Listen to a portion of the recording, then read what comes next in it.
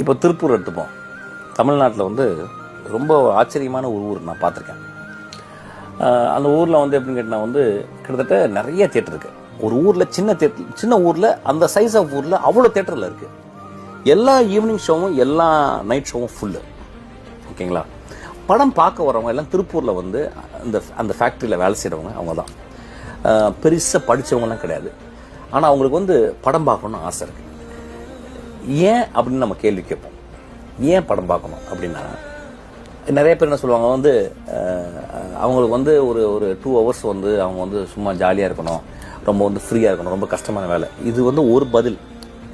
சைக்காலஜிக்கலாக என்ன பதில்னா, they want to listen to a story. They want a hero to win. They want goodness to beat the evil. இது வந்து ஒரு பயங்கரமான psychological study. அப்போ அந்த மக்களுக்கு அதாவது என்ன ஜாலியாக இருக்கணும் அப்படின்னு அவங்க சொன்னால் கூட இன்டர்னலாக அவங்களுக்கு இருக்க வாண்ட் என்ன கேட்டால் வந்து they need some good story to be told.